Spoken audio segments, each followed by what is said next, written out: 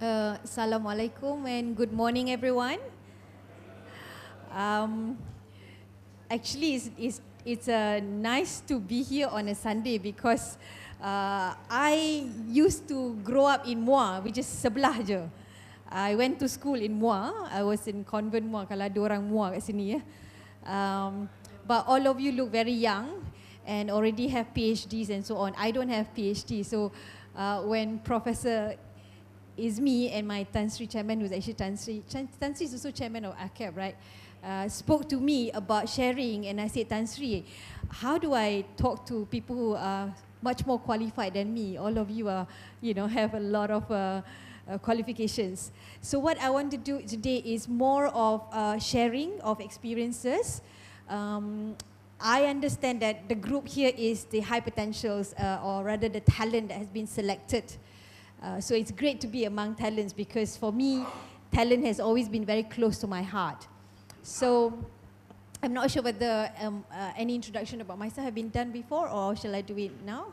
Yeah, okay. So just a little bit, because I will go into that later on, because what I said to Prof, I said, how do I address all of you? Because bila I baca the list tu, I tengok, alamak, Professor Madia, all of you are like, very much high ranking in the university, if I can say lah. So I will just address all of you, Prof, boleh? Okay, so I said that what I'll do is I will try and do it more as interactive as possible, because this is not really, I know your VC and said that the expert, I wouldn't call myself an expert, I would say I'm a practitioner. I have been in HR for the last 26 years. So I am an accidental HR person because I actually took international relations. So I was talking to, I don't know, Prof, who was the guy who sat next to me in tadi badan besar tu? Yeah, he is from Muar, and then we discovered that he is 1 year my senior. He was from high school. So we were talking about bila habis, I finished my Form 5 in 85, so now you know how old I am. So I'm going into 5 series this year. I have a 20-year-old son and a 16-year-old son, so my son is going to university this year. So as I was saying, I am an accidental HR person because Alhamdulillah, after Form 5, I had a scholarship from JPA. I did my A-levels in Sekolah Sains Selangor. I'm not sure whether there's any alumni here from there. And then I went to the UK to do international relations. Sebab masa tu I berangan nak jadi ambassador, and I would just want to travel. So I did that. Out of 1,000 plus in that pool, there was only 7 of us who did international relations. So berkobar-kobar lah kan, semangat. And then while we are there in the final year, JPA called us for the PTD, for interviews and so on. Unfortunately, when I came back, 1992, somehow you come back and go for interviews. Okay, before I started my interview, as a JPA scholar, you have to wait for 6 months and you have to register, tunggu kerajaan panggil kan. But after 6 months, I didn't get a call, and after a while, I need money. And it was very challenging to go in for interviews with a degree in international relations, because everyone wants a degree in law or accounting or engineers. And those days there was already discrimination. I call it discrimination because if you have social science degree, you start with 1,200. So that was my first gaji, 1,200. I happened to get an opportunity because I followed my friend who went to Sime Darby to submit her form ke apalah. She was already accepted. I still remember it was a Friday. So then she said to the personnel manager, zaman tu tak ada HR, they call personnel, okay, which is really archaic, and we'll talk about it later.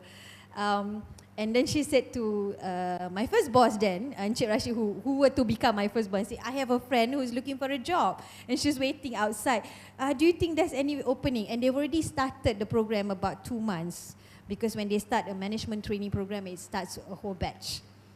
And so he said, okay lah, panggil lah dia masuk. And I went in, the rest is history. I guess he liked what I said. He said, Monday you come and report to work. So Monday I reported to work as management trainee. So very happy, Sime Darby. I went home and I told my uncles and my dad. They would say, oh, very good, Sime Darby, good company. Which estate is that you're working with? Okay, tak apa. And then the second job, oh, which department? I said, personnel department. And my uncle said, oh, you know that's the cold storage department. Orang yang tak, apa ni, they will send there. I said, oh my God, you know. But anyway, that is so important because as you can see later, I'm very passionate about HR. Because over 26 years I've been in HR. I'm one of those crazy people who go across industries. So if you go into LinkedIn and you're a professor, you will check in, you will see my profile from Sime Darby. My boss then, he moved to SKF, the ball bearing company, and I was not married. He said, why don't you come and join? Okay lah, muda and all that. I went off and joined him to this Swedish company. So I understand that all of you are, or most of you are engineers.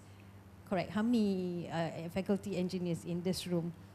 Because yeah, because your VC told me they're all engineers. So I'm sure you would know SKF, right? The ball bearing company. Then after SKF, I moved on to a few companies. Now I will save that later because I have one slide on that because I want to talk about agility later on. But safe to say that the last 26 years I've been in HR. I've been in local, regional, global roles. 22 years in multinationals, in companies that are different industries like Nestle, BAT. I was HR director for Microsoft Malaysia. Actually was working with Datuk Yasmin, who is now MDAX CEO. She was not a Datuk then.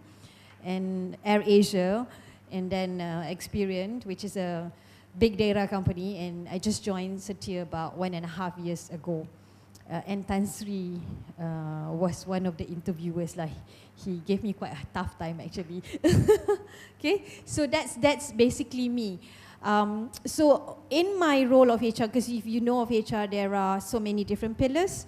So I basically am a development person. So I've been doing a lot of change management work, mergers, acquisition, restructuring of organizations. In my 26 years, I've done 3 rounds of acquisition, and the last one was being Setia acquiring IMP, and there's a lot of things that's being done across the board.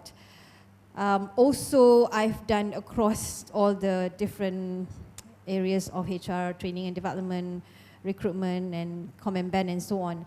But I think what I would like to say is later on when we talk about leadership, fundamentally, where you are today is a leadership role.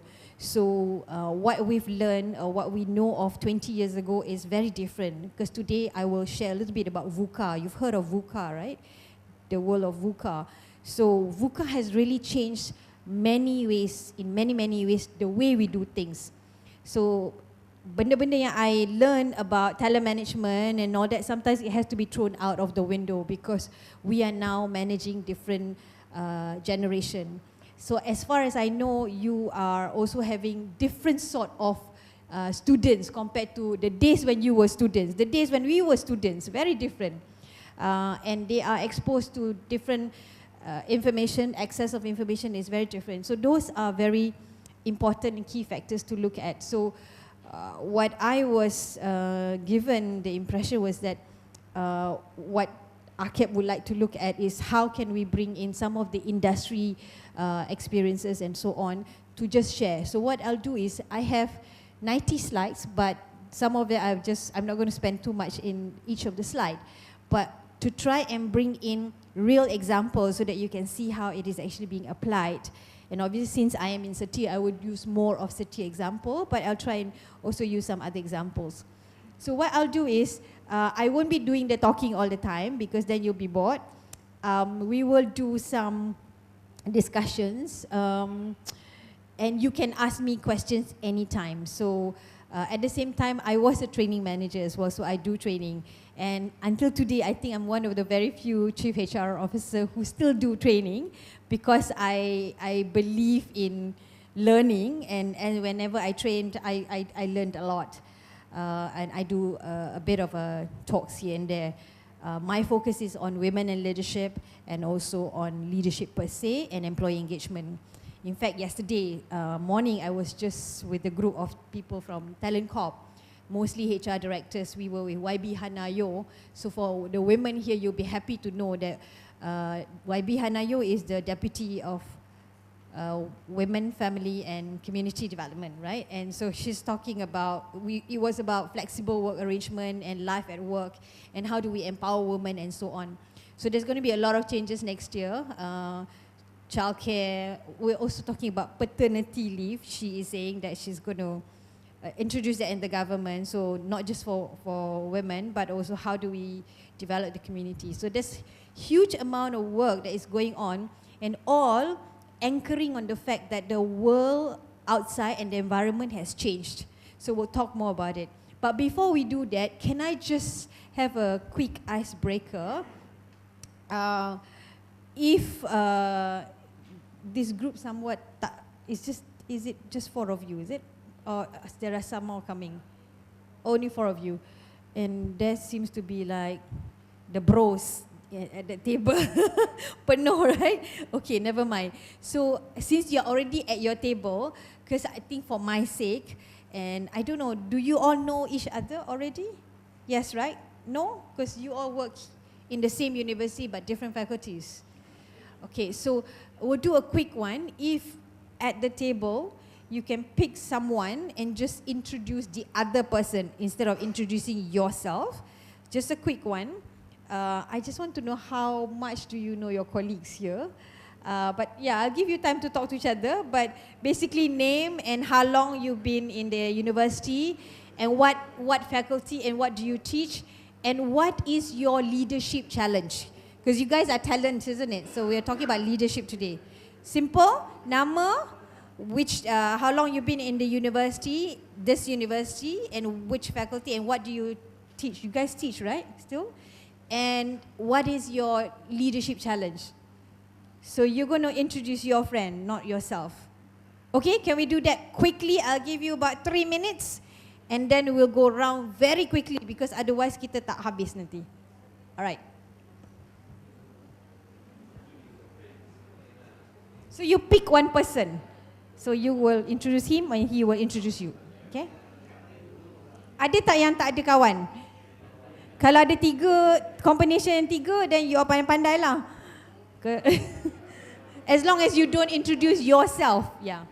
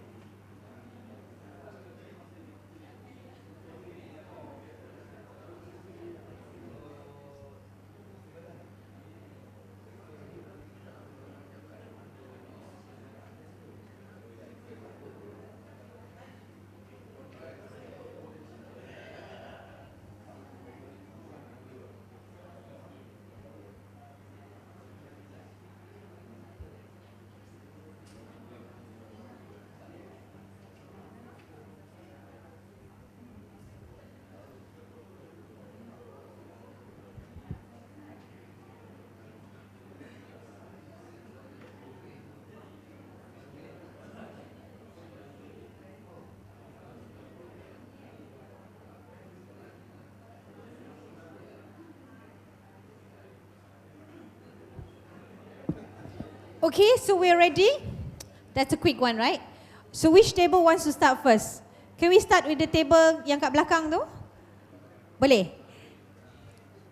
So Prof, who wants to, you can use this mic. Do we have only one mic? We have only one mic.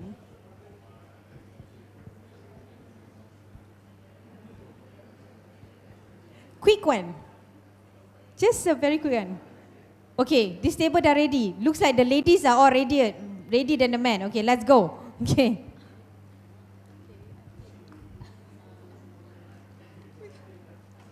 Alright. So let me introduce my colleague here. Okay, alright.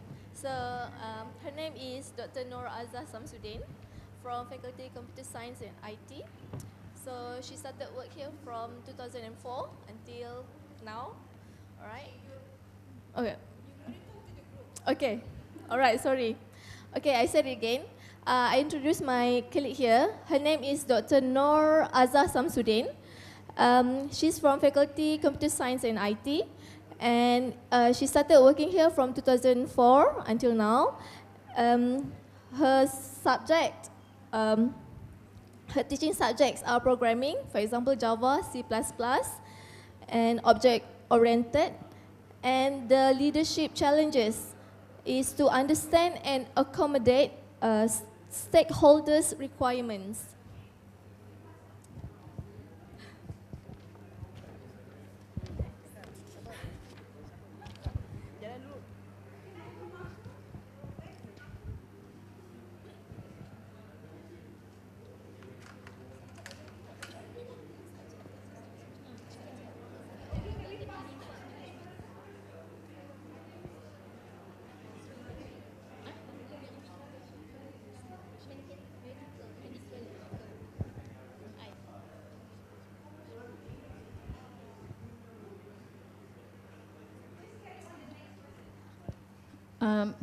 I would like to introduce my group mate here. Her name is Dr. Nur Anida Junaidi.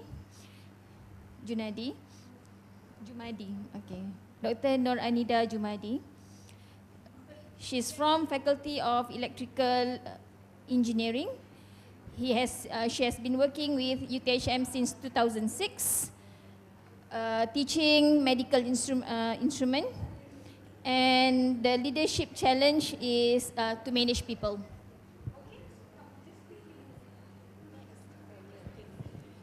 Okay, I would like to introduce my friend. My name is Umi.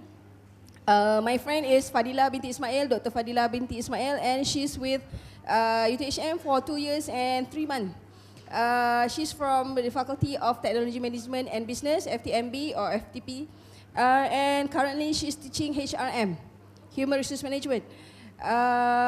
Regarding the leadership challenge, for the time being, she has no experience from the industries, and that is a challenge, according to her.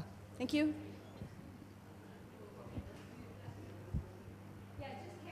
All right, Bismillahirrahmanirrahim. Okay, I'm going to introduce my friend here. Name is Nur Amira Jumat from Faculty PPD, and they have 3 years experience on teaching. So leadership challenge is how to handle for new generation, means student. And then the subject teaching is mathematics. Okay, Assalamualaikum warahmatullahi wabarakatuh. I'm introducing my friends here, Shahrin Kasim from Faculty Science, Computer and Technology Maklumat. She's been in UTHM 7 years already. And the leadership challenge for her is managing more senior staff and bring more endowment. More senior staff. Senior staff, managing senior staff. Senior, both. Yeah. Bring more endowment to the university. Endowment. Endowment, yeah, fun. Yeah.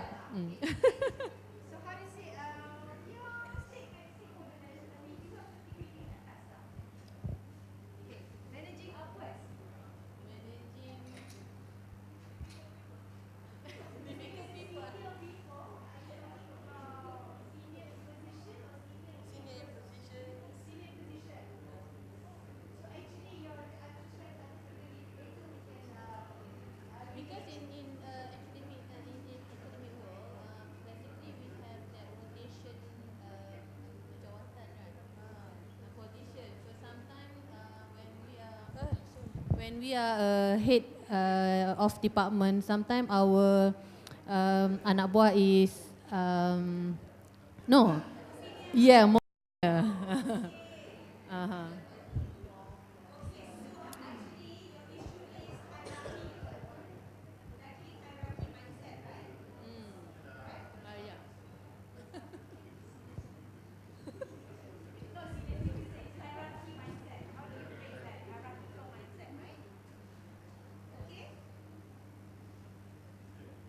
Okay. Assalamualaikum warahmatullahi wabarakatuh. Morning. Introducing Dr. Raja Zuraida from FPTP, Fakulti Pengurusan Teknologi Perniagaan. She's been 10 years in UTHM, teaching operations management. Her challenge is managing stakeholders.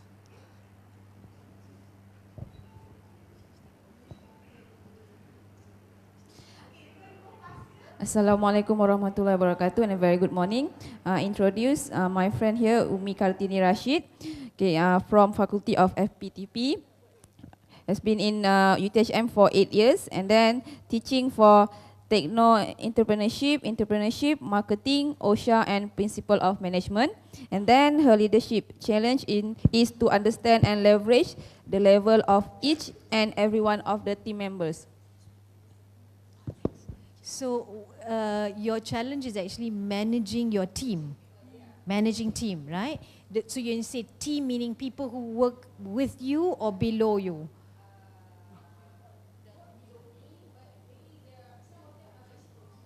Some of them are your hierarchy lah.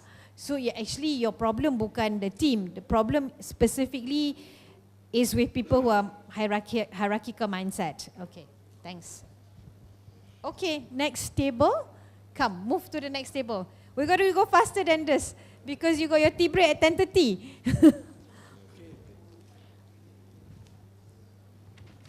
Okay, Assalamualaikum warahmatullahi wabarakatuh.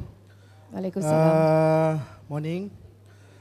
I would like to introduce Dr. Ahmad Rizal from FPTV. Which one is when it's the person is introduced? Can you just Okay, and P2P. And then join UTHM start 2004. And then for leadership challenge, managing human resource. So managing human resource bermakna sumber manusia or the HR department? Both, maybe. Both. Both, yeah, betul lah. It's okay. You know why? I need to know this so that when I cover the thing, that we can relate to it. So your HR is being difficult, is it?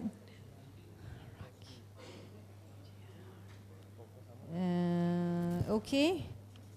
Can we move on, please? Assalamualaikum warahmatullahi wabarakatuh. I would like to introduce Dr. Abdul Razak from APTV. So currently holding a position as a Deputy Dean of Academic. Started his work since 2005. Who is that again? Dr. Rashid. Yeah. Okay.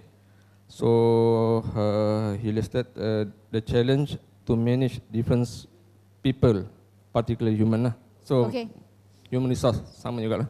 Sama. Okay. Better to manage machine, isn't it? Assalamualaikum. Waalaikumsalam. Good morning. I would like to introduce my colleague here, Dr. Jalil.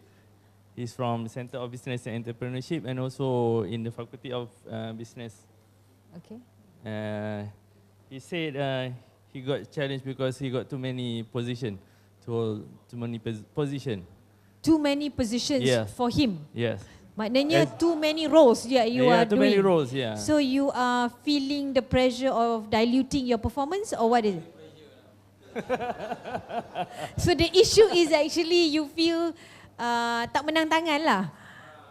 Okay. So resource management. Alright.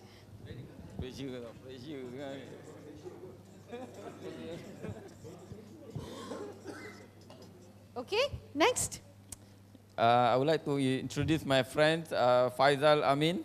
Here, Faizal, Head of Department for Engineering Education Department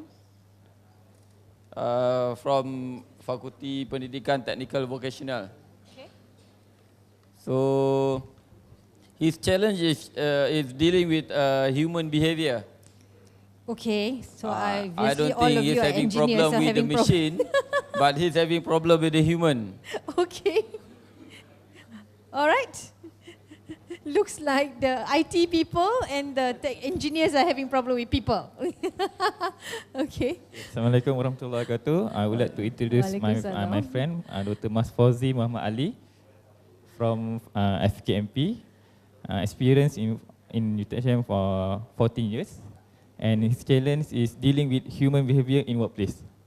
Human behavior lagi. Okay, next. Okay, Assalamualaikum warahmatullahi wabarakatuh. Introduce my friend Dr. Azizul Azhar Ramli. He from Faculty Science Computer. Starts UTHM July 2002. Leadership challenge, decision making. What is the challenge? Decision making. Decision making. Prof, what do you mean by decision making? Apa masalah dia actually? Not enough information or cannot make decision atau apa dia?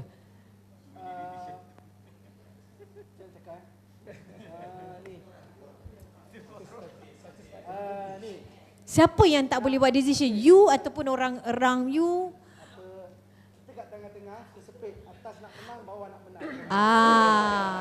Okay. So it's the flow of decision making lah. Okay. Important. I need to understand the real issue. Yeah. Okay. Next.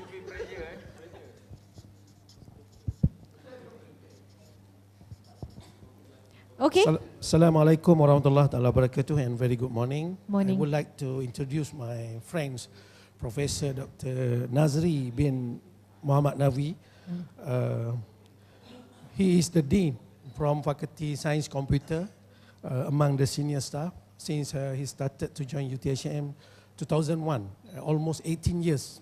And so probably one of the senior ones here. Yeah. And his leadership challenge actually, since he is the Dean, the problem actually to get their staff together with him to achieve the KPI of the faculty. That's the challenge.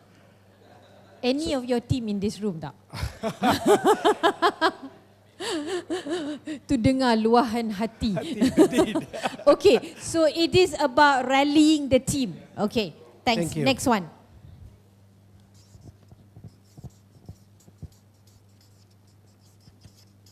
Next.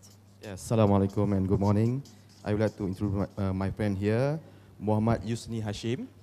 So he's from Fakulti Kecerdasan Mekanikal dan Pembuatan. He worked at UTHM since 2002. Now here as a head department at the Center of Business and Entrepreneur.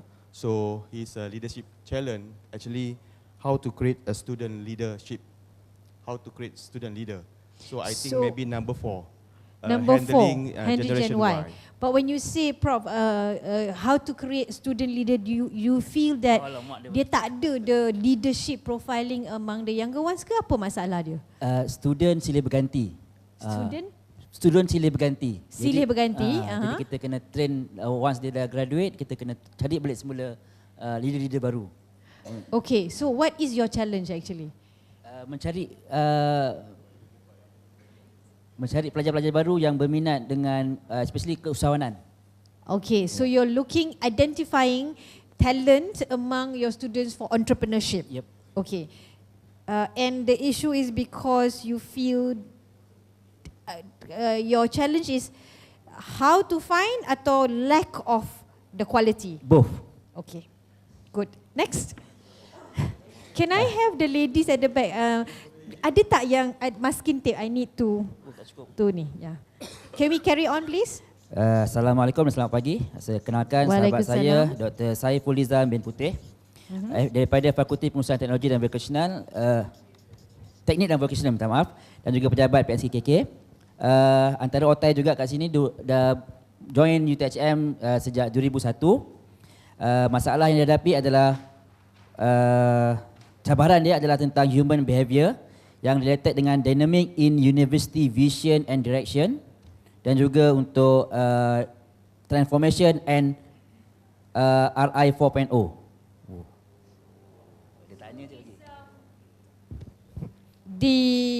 The latest wave lah, 4.0. Industrial Revolution 4.0 ya. Okay, transformation.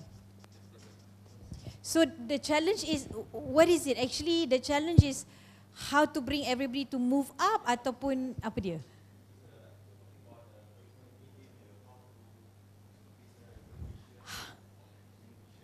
Okay, so your issue is how to bring everybody there, ataupun you feel the challenge is the university is not very clear yet. Which one is it? The challenge is the people and also identifying clarity of the new direction as vis-a-vis these changes. Okay. Can we continue please? Okay. Assalamualaikum warahmatullahi wabarakatuh. Selamat pagi Puan Nadia. Yep. Saya ingin memperkenalkan yang berbahagia dekan saya Dr. Rosli bin Umar. Okay. Beliau adalah seorang dekan di Fakulti Kejuruteraan Elektrik dan Elektronik. Mula bertugas di dalam UTHM pada tahun 2003 bulan 7, merupakan pakar dalam kontrol sistem. Beliau tidak mempunyai sebarang masalah kecuali beberapa sedikit saja masalah-masalah yang ada berkaitan dengan staff management, KPI fakulti, sedikit isu-isu financial di fakulti dan juga bagaimana untuk menguruskan staff senior yang agak lebih profesor daripada beliau. Okey, beliau juga ada sedikit masalah lah berkenaan dengan hierarki mindset tadi yang sama jugalah. Basically masalah minor je untuk dia. Thank you. Itu adalah satu introduction yang paling bagus sekali. Okay, sungguh komprehensif. Okay, bismillahirrahmanirrahim. Assalamualaikum warahmatullahi wabarakatuh. Saya kenalkan saya punya sahabat teknologis Dr. Syahirun bin Saidan daripada FKAS, daripada Fakulti Awam. Dia telah berkhidmat daripada tahun 2007 hingga sekarang. And then dia punya leadership challenge adalah dari segi hierarchy mindset dan juga managing senior staff. So dia punya expert dalam subjek adalah reinforce concrete design. Senior staff again upwards lah position. Yeah. Okay.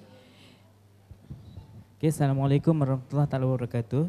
Saya akan memperkenalkan sahabat saya itu Abdul Muttalib Leman daripada Fakulti Teknologi Kejuruteraan, berkhidmat pada tahun 2003, kepakaran dalam safety and health dan masalah kepimpinan adalah dari segi difficult kind of method dengan human behavior.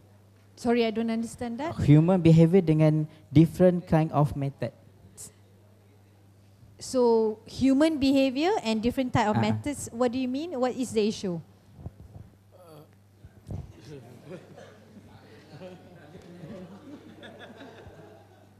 There are different kind of method to managing staff.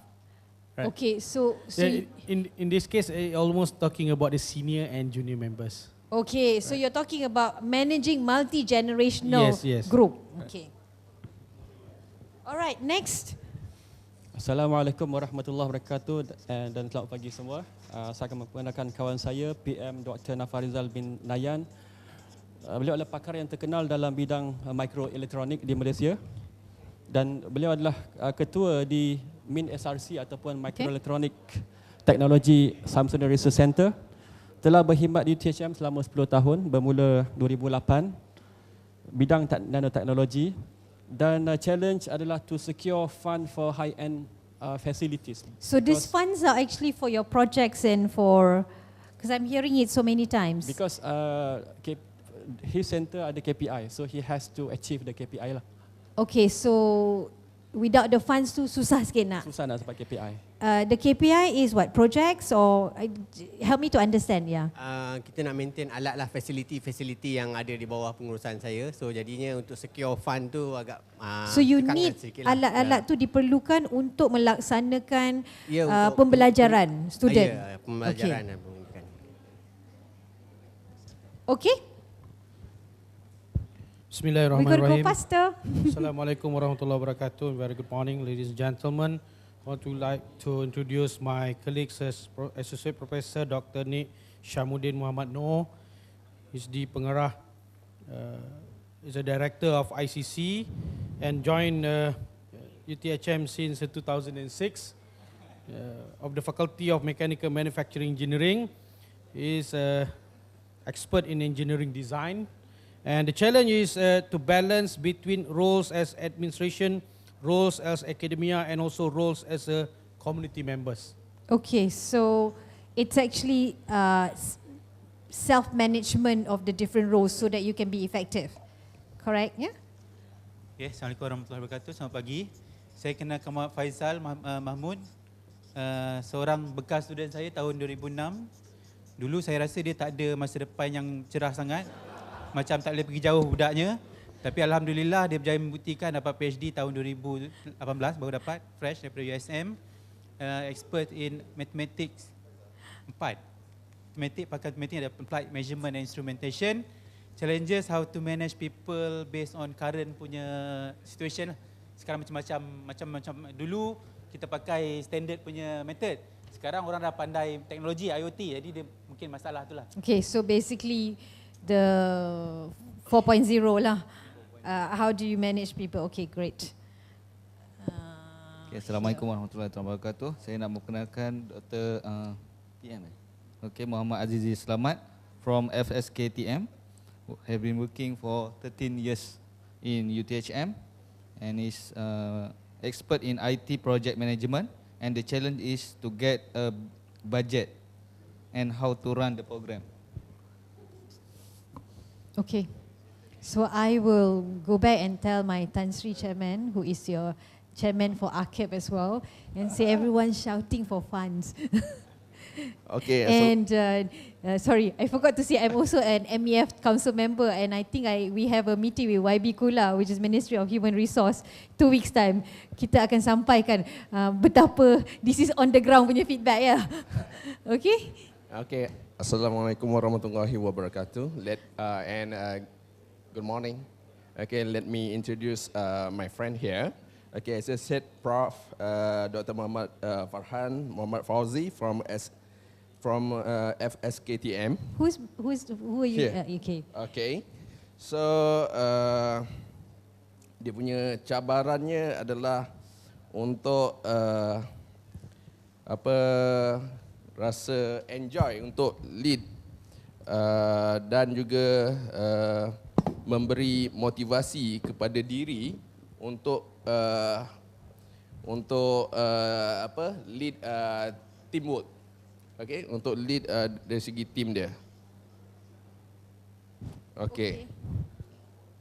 That's all kan? Okay, that's important. Actually, never underestimate it. We'll cover that because as a leader, if you are not motivated yourself, you cannot inspire others kan. Alright. Assalamualaikum, selamat pagi Puan. Saya nak memperkenalkan sahabat saya, Dr. Lizam Muhammadiyah, Dekan Fakulti Pengurusan Teknologi dan Perniagaan. Berkhidmat di sini selama 15 tahun. Dan Dr. Lizam ni orang real estate. Real estate management. Okay. Okay. And then problem beliau adalah untuk to bring people together because they have their own territory. To bring people together because they have their territory. So how do you bring people of different personalities to come together so that you can meet your goal? I have one vision. So basically people management lah, yeah. Okay, thank you. All right, next. Okay, Bismillahirrahmanirrahim. Assalamualaikum warahmatullahi wabarakatuh dan selamat pagi. Okay, I'm here to introduce my friend Dr. Muhammad Abdul Rahman. We've been at UTHM since 2003. We went together for kursus orientasi together. We went for kursus orientasi together. His expert is in Usuluddin, Fakulti Pusat Pengajian Umum. He is currently a Deputy Director of International Office. His challenge is actually handling people with different worldview. Handling people with different worldview. Different perspectives, you mean? Okay.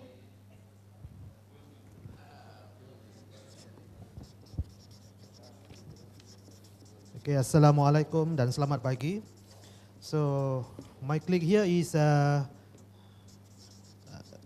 Salman Salim, Cik Salman Salim. Beliau adalah Head of Department Jabatan Kejuruteraan Awam, Pusat Pengajian Diploma from Batu Pahat. He have a 23 years experience, 10 years from industry, and sekarang dah 13 tahun di UTHM. Core business beliau ialah construction engineering, right? Construction engineering. Leadership challenge to know more knowledge, solve and handling the social problem for the new generation. So maknanya the issue is how to manage face, the younger generation lah. younger generation. Okay, thank you. Gen Y. Gen Y. Alright. Gen Y or millennials.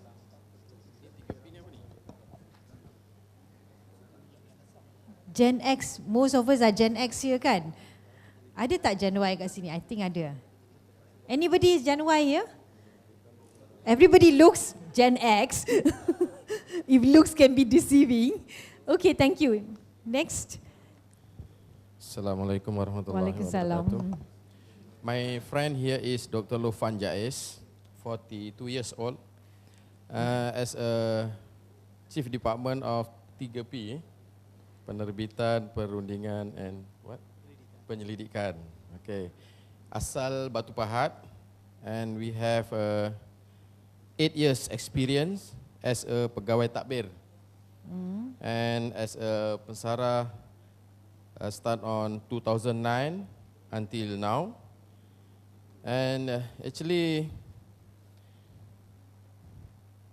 the problem is untuk mengembalikan semula minat and kemahiran sebagai pengurus dan takbir. Sebab sebelum ni beliau as a pegawai takbir. Ya, betul eh? So what is, sorry, I was trying to get a masking tape. What is the issue? The issue is how to develop back as a skill. How to develop? A skill, minat beliau. Actually sebelum ni as a pegawai takbir. Now as a pensara. Kan tak apa, boleh. So how to develop back? So you were PTD, pegawai takbir. Sorry? Before that is administrator. Administrator. Okay. So now you are lecturer. So apa masalah dia sekarang? I'm trying to understand the challenge. Bagi dia tolong mic bagi. Ini alasannya agak peribadi lah ya. Okay. Ketika saya buat keputusan untuk menjadi seorang pensyarah, salah satu alasannya adalah untuk saya meninggalkan elemen pengurusan dan pentadbiran dalam kehidupan. Okay. Jadi apabila saya jadi pensyarah, rupa-rupanya masih perlu mentadbir. So macam satu mental block pada saya. So macam mana saya nak kembalikan semula minat saya sebagai seorang pentadbir. Motivation dalam diri. This is important ya, sebab ini penting. Sebab later I will talk about diversity and inclusion, and we always say this is about self-motivation, because at the end of the day we are all human. I always say I'm the HR head, tapi kan bila ada problem siapa yang I cakap, sebab I hari-hari dengar problem orang. So sometimes I tell my boss, I don't care Dato', you have to listen because I'm your employee, even though I'm the head of HR. But this is penting because we'll talk about vulnerability as a leader, because when I say leader, because I take it that all of you are leaders lah in terms of your role. If you do not accept that you are vulnerable, then it's difficult. So I appreciate this. This is important that we talk about this, because kita adalah pemimpin for your students and all that. So if you yourself not comfortable in your skin, kan, how can we help you? Okay, that's the question. Okay, very good one. Next one. Okay, Assalamualaikum warahmatullah. I would like to introduce Dr. Elizabeth Anthony. She has been working with UTHM for 17 years. Dr. Elizabeth Anthony. She has been working with UTHM for 70 years now. She's the Deputy Dean of Center of Language Study. The problem that she's having now is managing the people.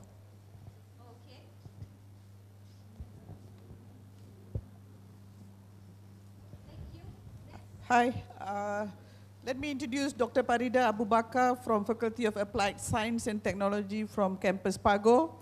She has been with UTHM for the last 10 years, and she's currently the coordinator of the graduate studies at FAS.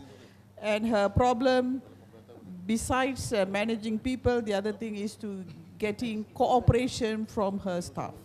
Thank you. Assalamualaikum dan selamat pagi. I will introduce my friend. Her name is Dr. Mimi Faishalini Ramli. Okay, she's from FTK. Recently joined UTHM 3.5 months ago, and then she's gonna teach railway course. Her challenge will be accepting a new environment. Okay, is it more blending in, assimilating to the new environment? Yeah, Because I think you are, you accept kan, tapi it's how do you quickly get assimilated? Yeah, because I came from different world. I was working in the industry for 8 years. Oh, so okay. to be in academic is something very new to me. So I think currently, What were you doing before? I was an engineer in Western Digital. Oh, and you Kanajaya. decided to teach. Yeah. So that's a whole world of difference. Yeah. Okay, I understand your issue now. Okay. Thank you. Right. So, okay, let me, Assalamualaikum and very good morning everyone. So I would like to introduce Puan Sabrina from Language Center. Puan Sabrina mengajar bahasa Spanyol, okay, and she has been in UTHM for 10 years. So her challenge is on managing people. Okay. Okay, thank you. Thank you. Done. Can we pass the mic to this table? This is the last table, right? Yeah. Okay, quickly. We can do this quickly because can I push the tea break to a bit later, boleh tak? Boleh Okay. Okay, Assalamualaikum and very good morning. Waalaikumsalam. I would like to introduce my friends here, Associate Professor Dr. Saidin Win Wahab. He's 46 years old. He has been working since year 2000, so it has been 18 years in UTHM. And he's graduated from lead universities. And his challenge is to monitor his team. Monitor your team. So maknanya the issue is the team needs to be monitored to perform. So they're not independent. Every time when we deliver tasks, we have to follow up and follow through. So Okay. that's my challenge. Yeah, they shouldn't be actually. So, okay. Next one. Okay, Assalamualaikum. I would like to introduce my friend here, Mr. Akmal Johar, one of the HOD from Data Management under Strategic Office, 39 years old, still young, from Pesrai Batu Pahat. And he graduated from Kaisu Longtan, Germany. Can speak German. And the challenge is to balance within academia and management. Between academia and management. Normally I hear academia and industry. So you say academia and management, what exactly is the gap? Because as a lecturer, we have our own KPI as a lecturer, but when you have positions in management, university management, then you have to fulfill a lot of your effort need to be Okay, so you're saying that you have both roles. You have Yes. academia role and also management role. Yes. Because I think what I'm hearing is that the issue is probably to look at the KPI, whether the KPI is clashing, and it shouldn't be. It should be running in sync. Because I have a feeling that the KPIs are probably... Right now it's like this. Yeah, because in the afternoon I'm going to have a session with, smaller session and looking at the HR framework, so it needs something. Okay. How do I put that? So it's alignment between academia and management role. Okay, thank you. Okay, next.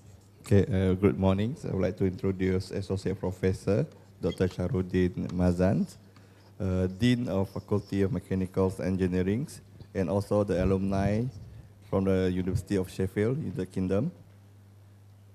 The leadership challenge is number 2, people management and weight management. People management and? Weight management. No, just kidding. Oh, okay. Oh, weight management. Okay. I was thinking, what's that? Okay. Thank you. Wife management, oh, itu sensitive. All right, next one, yeah. Assalamualaikum warahmatullahi wabarakatuh and good morning. I would like to introduce my friend here, Dr. Muhammad Rahman. He's been with UTHM since 2000, just like me. I took my SPM in 86. He took his SPM 81. He's a very senior. So you're young. You took your SPM 80s. You're younger than me then. Yes.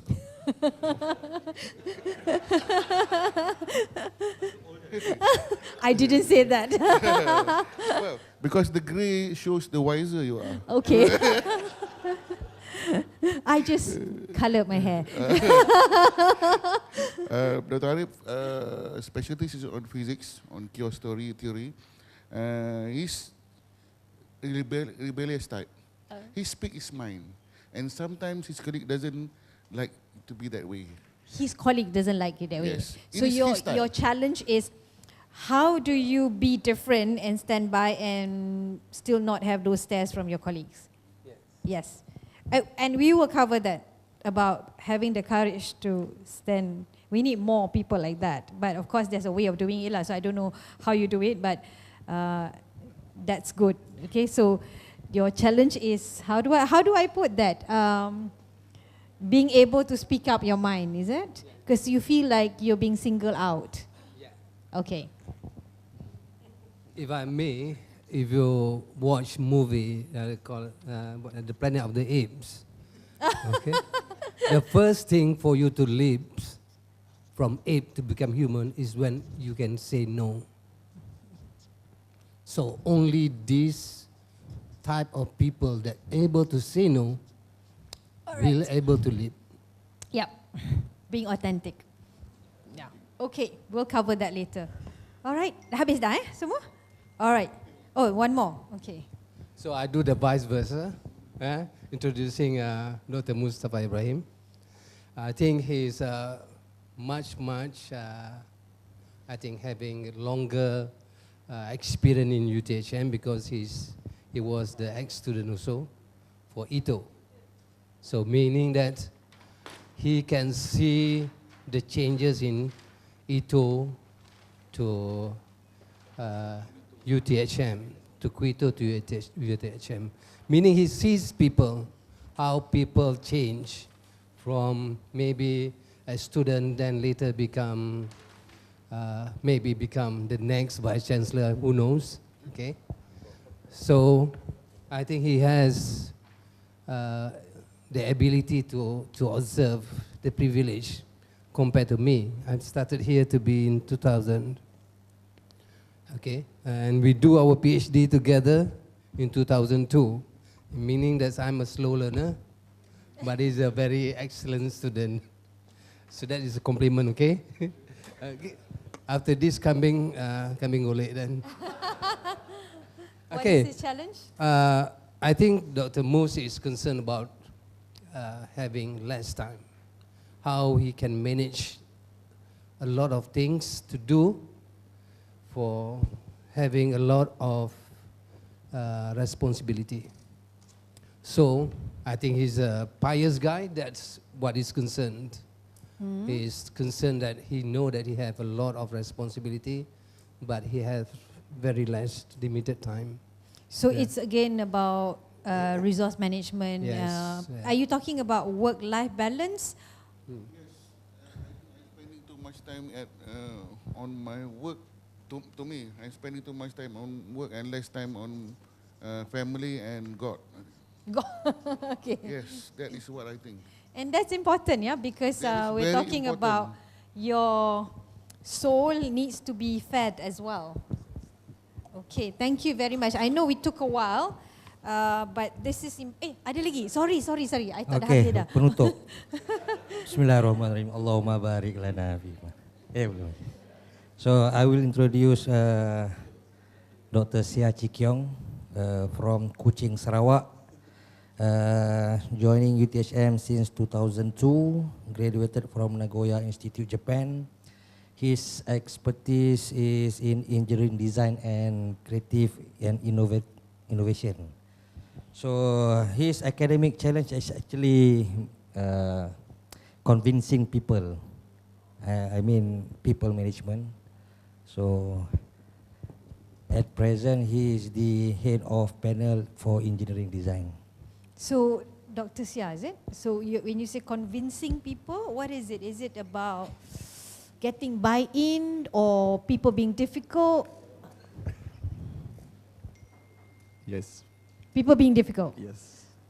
Okay. So meaning not open mindset, not Not all of them, maybe some of them. I mean, of course, when we say this is generalization, you know. Something like that. Okay, all right. Thank you very much. So I know we took a while, but this is important because at least, can someone help me with that? At least we know what are the general issues. So if I look at that, generally I can say there are about maybe 4 key issues. Number 1 is stakeholder management. Number 2 is people management. Actually, people management, you can put under stakeholder management, they are one of your stakeholder, but let's separate that. Number 3, it seems like funds seems to be an issue for universities as well. And number 4 is actually 5, number 4 is handling the younger generation. And 5 is very much, actually 6, 5 is alignment, either your role or management role or alignment to your interests. And the last one is actually personal being. Because I think today, even in the corporate world, we always talk about personal wellness because that's so important.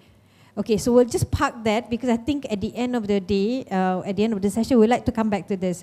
So if you don't mind, I would like to start so that we can cover this. Okay, so I'm sure you have seen this movie, right? Braveheart. Yeah. Who's the actor? Mel Gibson, right? What is his character in that movie?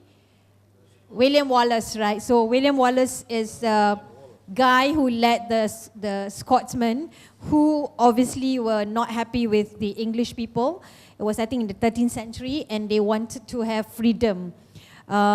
I'll see if we have time, but I always use this for leadership modules because I think those who watch the movie later, if we have time, we'll try and watch that section where he was straddling on the horse and they were going, obviously they were probably going to lose the war, but I think the difference was that he had the fire in the belly, and as a leader, he really convinced and inspired the people. Because at the end of the day, your role and my role as a leader is to inspire the people who work with you. But going back to some of the points there, if we are not inspired ourselves, we cannot inspire others. So, and it's something that we have to deal with. And this is real. So in the corporate world, we talk about it as well. We always have management modules with self-awareness being the first one. And there's nothing to be ashamed of because this is something that we will have to deal with. Okay? So what is leadership? I think there's much talked about leadership. So if you look at it, there's so many different versions. Of course, you can read there. William Wallace said that leadership is not given to you. I think your position exists to provide those people with freedom, and I go to make more, to make sure that they have it. So he's talking about personal accountability. He's talking about amanah as a pemimpin. So what is our amanah? And how do we then deploy that amanah as a pemimpin? So if I can say, whenever I talk about leader, meaning us in our role, your role as a lecturer or your role as a management staff, so because we are focusing on leadership and talent management here. So then we have, this is actually Warren Bannis. He spoke about leadership is the capacity to translate vision into reality. So some of you talk about vision, and it's so important because later when we talk about VUCA, if we're not clear of our vision, and all of you are, lecturers who are supposed to be leading the future generations, and they look up to you, I think the university, that's why I wanted to know whether the vision, is it vision by you all or vision by the university? Because in the industry, we always get involved with industry academia talks and discussion with MOHR, Minister of Higher, now dah tak ada lah kan, dulu, now it's back to one. And we talked about how do we ensure that we are preparing the nation for the future, and are we teaching something that is based on what we already know or based on something that is going to happen in the future? I think some of you talked about that, Revolution 4.0 and how do we deal with that. Bill Gates, actually I had the privilege of meeting him personally when I was working for Microsoft. He is a very humble person, and you look at him, he doesn't look like this billionaire. And it's a bit small there, tak nampak sangat. So let me just read from here. Leaders need to provide strategy and direction and to give employees tools. So in your case, employees could be your staff or could be your students that enable them to gather information and insight from around the world. Leaders shouldn't try to make every decision. So we touched a little bit about how do we coach rather than giving. And this is the same issue we have in the corporate world. Later I'll show you, even in Setia, we have started with this thing called transformational coaching. Because what we do is we don't, when our people have problem, they come, we give them the solution. So we are not teaching them how to fish, we give them the fish. It's not sustainable. So we're not getting them to think. So it's something that we have to really think about it. And this is interesting from Richard Branson. Train people well enough so they can leave, but treat them well enough so they don't want to. So I have this principle where I normally bring my team out, and some of my other colleagues in the market, HR directors, say, you tak takut ke you bawa keluar, then your people will be headhunted and poached. I have the same principle, because to me, if I don't bring them out, they become katak bawah tempurung, or they could even be headhunted even where they are seated at their office. But if I take them out and they think that they are working with a leader who exposed them, they are more inclined to stay than go. So that's a bit of a change of mindset. Here is Alex Ferguson. Obviously, you all know who he is. And I love the fact that he said, you go in and the trophy is just a few feet away, and don't ever come back. Don't you dare come back in there without giving it 100%. So what he's saying is, as a coach, he's doing a leadership role. So he's rallying the team, because some of you say, okay, how do I rally my team? Because you have your KPI, you have your vision, but the problem is macam mana nak pull the machine to come together. And sometimes we need to have that hunter ability to basically force our people to go out there and hunt. Hence it starts from you. So when you stand up and talk, you got to believe in what you talk. You got to speak with conviction, and you've got to speak with clarity. And that's why I actually wanted each one of you to speak, because I wanted to hear from you. This is interesting. Mark Zuckerberg, you all know him, Facebook. He says, treat your employees right so they won't use your internet to look for new jobs. Okay? And that's so true, because the world has changed. I used to say 20 years ago when we started work, you know, bosses to throw, I don't know whether it happens in university, but in corporate world, sometimes you get nasty bosses lah. You know, they throw file and you become a good file catcher. Okay? And then you cannot go home if they don't go home, but simply because there was no laptop, there was no Wi-Fi. But today, some of my Gen X managers still have not changed, have not moved. And they tell me, Nadia, my Gen Y employees, you know, pukul 6, kita orang baru nak start engine ni. They say, can I go back? My boyfriend is waiting. I need to go to the gym. I need to go for salsa class and so on. And I'm telling, do you really need them to be there? Because they have laptops. They can work anywhere. You just tell them what they need to deliver. They are empowered, they will deliver. If they don't deliver, you know what to do. But why do you need them to stay until 10 o'clock just because your style of working is working till 10 o'clock? So I have one department, almost every day I get a call from the GM, Nadia, I kena mandi bunga. Why? What happened? I was in Vietnam, she called me. I have 3 resignation. Baru semalam she tells me I got another resignation. Department dia almost empty. Almost empty.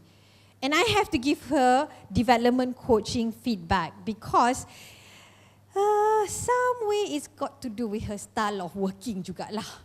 She works till 10 o'clock, 11 o'clock. She's very hardworking. She's very committed. But I say you need to be smart because the world out there is different. You got people, even tak payahlah Gen Y, Gen X pun kata you need time because today the world has changed. People talk about work-life balance simply because the environment has provided us with the opportunity and the infrastructure and the facilities to do that. So if we're not moving and we're not changing, and hence your issue, some of you are saying your leadership challenge is to work with senior people, kan? Actually dia bukan orang yang tak bagus, tapi dia masih belum berubah zaman, itu je. So we need to help them. And there is a way of helping them because I always believe this, everyone comes with a good intention. So I have one slide, one of the things that we do is when I joined Setia, I realized people were promoted because some of them dah cukup time. Okay, dah 5 tahun kena promote, otherwise dia akan resign. And I have to say, no, you don't get promoted because you've done your time. You get promoted because you demonstrate the capacity to be able to do the job at the next level. And so what we've done is we've killed off the person's career because I promote you at that level. I'm expecting an output of that level. I'm not sure whether it happens in the university. I'm sure it happens, but it's a universal problem. So what we do is kesian. Sebab kau tak ada orang tu resign or then they'll come with my friend masuk sama-sama dah promote, I tak promote. Because we're not ready to give that feedback and say, I'm sorry, you're not being promoted because and all that. So that feedback is so important. So I think all of you are in the university. You've heard of NLP, right? Neuro-linguistic programming. I would really encourage all of you to get certified because that's so useful in helping you to manage people. If you do NLP, there's lots of techniques that you can use to manage people because basically it's just strategies and understanding psychology and how the brain works and brain patterns. Okay? So what we say, this is all kinds of need, but so what? So now that really is a tall order, right, for leaders. And how, when I say company too, universal lah, in this case is a university, right? And I have to apologize. I know I made all of you introduce yourself. I cannot remember all your names, but I actually wanted to know roughly how many in IT, how many in technology, how many engineers. I can gauge the audience so that I can tackle the issues directly and also that issue. Yeah. So I will just, if you don't mind, address you as Professor semua. Yeah. So you've heard of this, the 5 megatrends. I'm sure you've seen that. The 5 megatrends is the important thing that is influenced the way the world has changed. So when you're talking about the 5 megatrends, here you are looking at a hungrier world because later on I'll show you another slide that shows the 5 megatrends, but as in how HR. So when we say HR, we're not talking about the HR department only, but we're talking about human resource. Maknanya the resource management. How do we manage resource, sumber manusia? So here we're talking about hungrier world. So there is a global demand for food and fiber, and there's technology that is now, you hear in China there is even artificial rice, beras, and all kinds of things. But that has an impact to the way we do things. So for all of you in universities, the way you do research and the outcome of your research has an impact from all this that's happening. A wealthier world, we have an increase in the middle class across the board globally because people are much more, with all the better food, they're much more affluent, and on the assumption that governments are much more enlightened, we have better processes and so on. So you have, of course, you talk about countries that are still far behind, but generally you have that, that new middle income class, which now demands a different pattern in the consumer practice. So this has an impact on how manufacturers and corporations are working and producing their products. Of course, this goes without saying, transformative technologies, you talk about AI, you talk about robotics, and how these are replacing the way we are doing. And of course, it's the bumper ride. So all this, leadership now has a different stripes because you're now managing people, different people, multi-generational. For the first time, you actually have a team. You have all the generations in one team. Baby boomers, Gen X, Gen Y, and millennials, all in one. And how do you actually manage them? Because they all grew through different environment, therefore the stimulus was very different. So take, for example, kids. I think most of you probably are married and have kids. I don't know about you, but when I was young, I don't even ask I come from a very humble background. My dad was in the police, retired as a police sergeant. My mom was a teacher. So we never really had much lah kan. Tapi so we get by, alhamdulillah. But I never ask my parents, cuti sekolah, so where do we go? Siapa yang ada anak kan, cuti sekolah, so tanya, Mama, mana kita pergi mana sekarang? So the world has changed, right? And all our kids have got phone. So I have friends yang dia tak bagi anak dia guna phone. Now that's a dilemma. So you say, okay, I don't want to give. But then nanti anak you ketinggalan. And also phones are now a safety gadget because you want to be able to communicate to them. So these are all the dilemmas that you have. And all this Gen Y, or some of them, they call it the kakak generation. You know why you call kakak generation? Anyone wants to tell me? Kakak generation. They grow with mates, kakak kan. Semuanya kakak buat, datang office pun, dalam pantry tu letak aja dalam sink, tak buat, tak basuh pun. And I have this thing that I really cannot tahan. They go into meetings. After meeting, kursi ditinggalkan macam tu je. They don't push it back, and the boards are full of notes, and they don't. I mean, I work in Microsoft and also Experience, which is generally IT, so this table full of IT people, kan. And then I've got Gen Y managers and business leaders, and I tell them, and they say, I don't see there's anything wrong with that, Nadia. I'm like, oh my God, I'm in trouble, because they grow in that environment. Tak kisah, because they so used to kakak buat kerja untuk them. So when they go to work, they are like that. So I'm sure you can resonate today. Some of your staff may be like that, kan? So the detail, the work is not as detailed.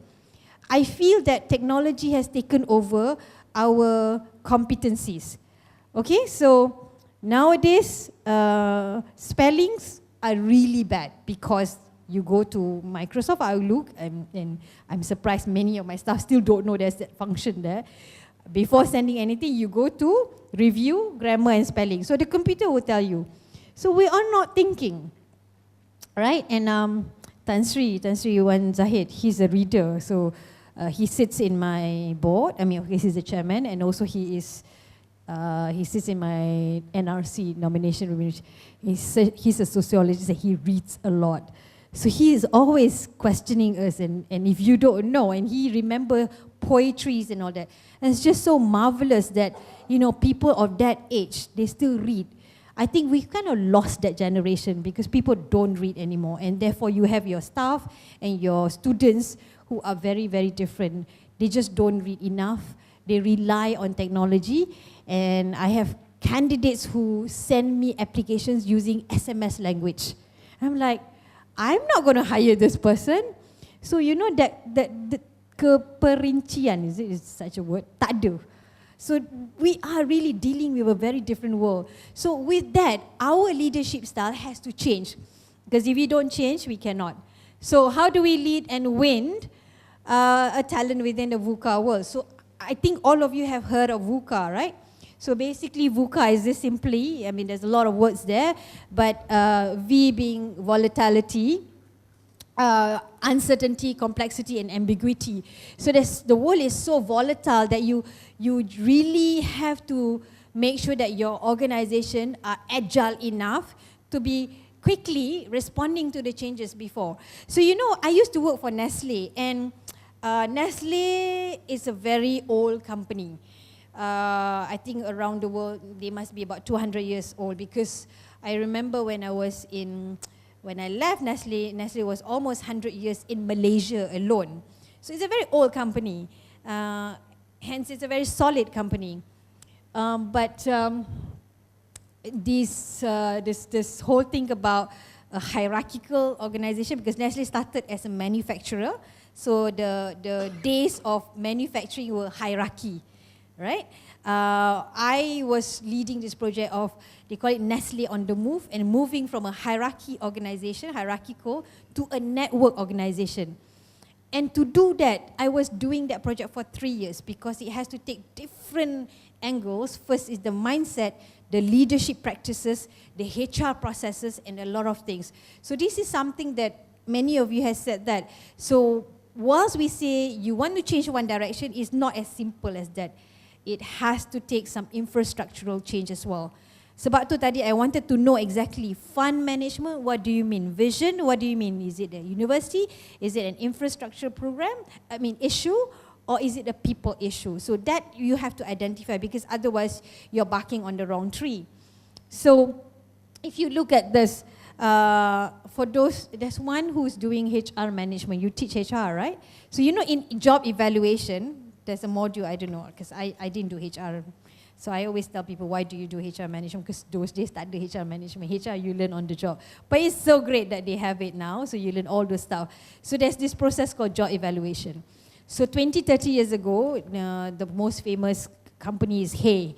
And it used to be how to size your job. Maknanya the bigger your job, that's how we price you. How do we do salary adjustment and that sort of thing. One of the criteria is how many people reporting to you. Because zaman dulu-dulu is like that hierarchy lah kan. The more people reporting to you, the more important you are. But today is different. We're not talking about size, we're not talking about reporting, we're talking about impact. So you can be an individual contributor, but your role has a greater impact than someone who's got 20 people reporting to them. So then your job scope and your job price and value is very different. So all this needs a lot of change of mindset. Yesterday I was with the group and I was saying with YB Hanayo, so we were talking about how to make the workplace more women friendly lah, you know. So you know the GEs and the Shell and the HSBC semua cakap dengan YB, you know, we do this, we do that. Of course, because I have lived both worlds. I work in multinational and I also work in local companies. So I say YB Hana, I think it's very interesting how I've had the privilege of working for Microsoft and Nestle, all these multinational. So in multinational, they're already there. Mindset change tak perlu lagi. They're just there and they have the funds. Because she was talking about asking every company's possible next time, because she's making it mandatory for all government agencies effective January next year to have a childcare center. So I said, YB, well that's great, but we have to think about the SMEs, because the same thing with YB Kula who's talking about minimum wage kan. It's well in good intention, tapi when you think about it, talk about this women issue, right? Most of the women who have issues with childcare and all that, they come from lower income. Okay, cannot afford. So it becomes a vicious cycle of poverty, and then you have a problem of anak tak terurus, then becomes the teenager issue, and then social issue, and that sort of, so it's a spiral thing, right? So I said, YB, you know, we need to think about how do we help the SMEs who can't afford. The bosses are not providing that because they cannot afford, because they have to survive in their business. And these are the one who forms the larger population of our country. And so the government has to think about maybe tax incentives and all that. So it takes a holistic thinking to do that. So when you talk about all this volatility, uncertainty, complexity and all that, well and said, but we really need to understand what is the real issue. That's why tadi tu I was asking what is the real issue, because as a leader, if you are not identifying the right issue, you are barking on the wrong tree. Okay, so if you talk about that, okay, just go do very quickly. Actually, this VUCA thing started with the military, right? The page, the slide before, and under what do you call this? Understanding complexity and all that, the US military has identified the cyberspace as the 5th domain, which is actually a domain beyond sea, land and all that, which you cannot quite identify issues. You talk about cybersecurity, and in the corporate world, when we discuss cybersecurity, is real, because one button you can wipe out whole of your information, or it can actually take away your business intelligence. So I happen to work for Experian. For those in IT, you may know Experian. It's a big data company. So what we do is we provide softwares that looks into business security, cyber security, and so on. And you know that every single time you click on a button, you can be traced. You can be traced. So one of the products that we used to do when I was in Experience was this business tools where we work with Google. We can actually churn out information, data analytics to show to you who are your customers and slice by all kind of categories. But what's more scary is that no one can hide. No one can hide. So be careful on which website you click on, because you can actually be identified. Okay, so if you look at this, actually, we want to talk about VUCA. You can have a 2 full days, but I'm just giving a summary version. So for conditions like volatility, you need to communicate clearly, ensure your intent is understood. So I think you all said about clarity and vision. If you're not clear, it gets even tougher, because dah lah dengan all this kelang kabut business and you don't have a clear vision. So that makes it even. So when you talk about people management as a leader, you must be very clear of your direction. And someone talk about decision making. As a leader, you need to make a decision based on the information that you have, which means while you're doing that, you have to manage all your stakeholders. And one of you said you are sometimes stuck between your stakeholder at the top and your stakeholder at the bottom. And don't forget peer management. This is something that you don't forget, and I had to learn it very painfully in my career. Peer management, the people who are on the same level as you, is so important, because we are living in a world where collaboration is very important. So when you're working with your students and talking about project management, that's where they excel in, or they exercise those, or exhibit those behaviors. Because when they come to work, people like us will then identify their talent through assessment that will identify those behaviors. Because, yes.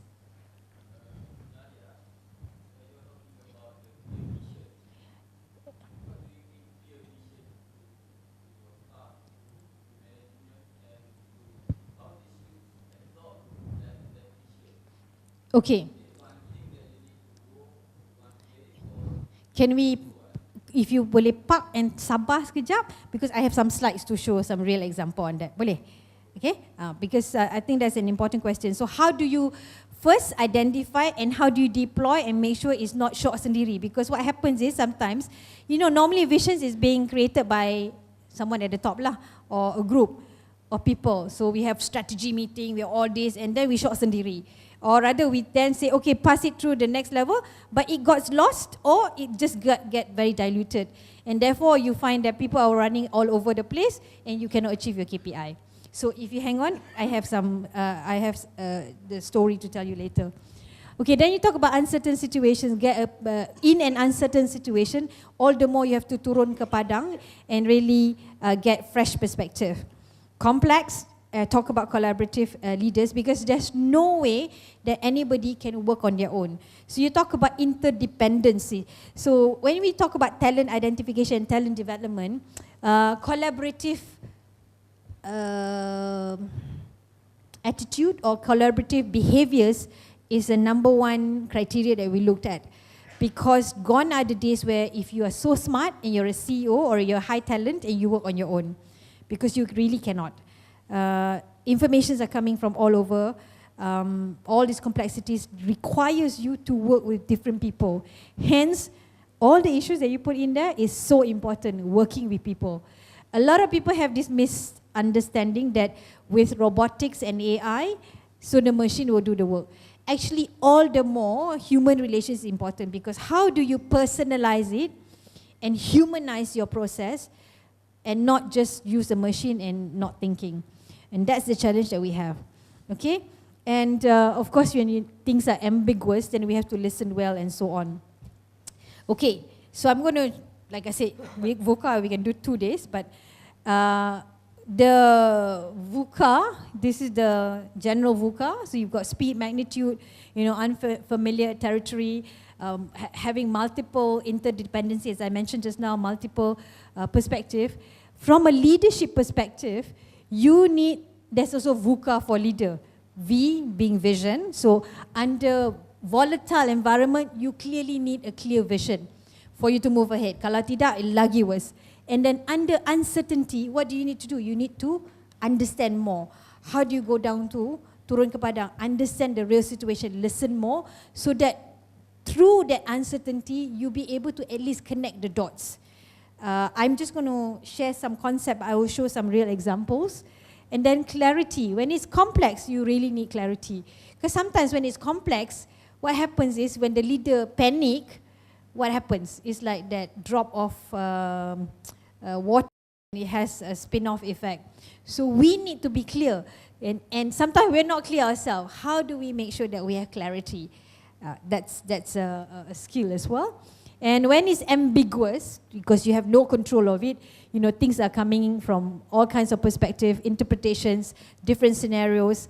How do you ensure that your organization, your team, or yourself is agile enough, quickly, and I have, after the tea break, we will cover on agility very quickly, and how can that work? And all these will come in later on because it's easier said. This is the environment, but as a leader, this is what you need. And so what? If you need to do that, how can we go around with, when you have a vision, you need that wisdom to have that vision. Otherwise, and understanding, you really need compassion and have empathy, because when things are so uncertain, people make mistakes. So what do you do? Do you then penalize them, or do you encourage them, or do you coach them, or do you have more empathy and try and understand more and have more positive moving forward rather than punitive? When things are complex and to have clarity, you do need skillfulness. And how do you build that competency is a big question. And agility, of course, you need resilience. Okay, turun padang. So driving a compelling vision, coming to your question.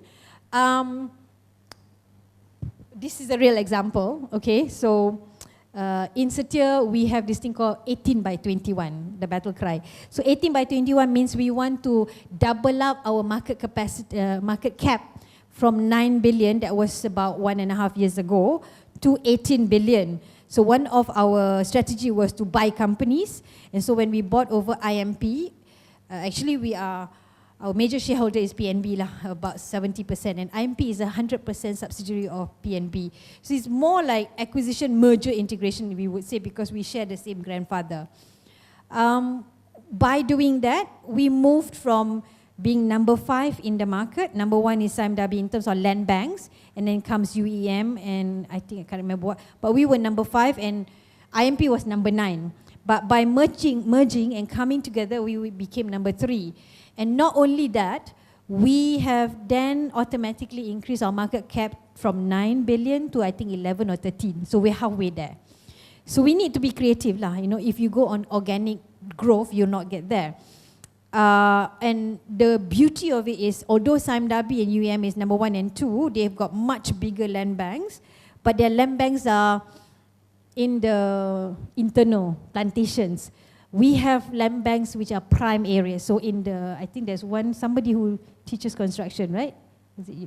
So when you do construction property, having prime land is very important. Sebab kalau you ada tanah yang dalam hutan tu, nobody's going to buy your house, right? So although we're number 3, but in terms of positioning as how important our land banks are, we're quite there. So those are our strategies. So we started talking about 18 by 21. Actually, I joined Setia October 2016, and we started talking about it, or rather they started talking about it like July. But then the board asked us, so masa tu tak ada lagi 18 by 21. They were talking about the 5-year plan. So Dato' Ahmad Padas, one of our board members, said, I think Dato' Ahmad is also AKEPT punya board member, right? Yeah.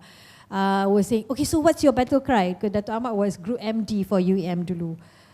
And then suddenly, you know, our Datuk CEO look at, yeah, but you know, they know, I always talk about it in the CEO dialogue and all. So we have, structurally, we have 2 CEO dialogue in a year.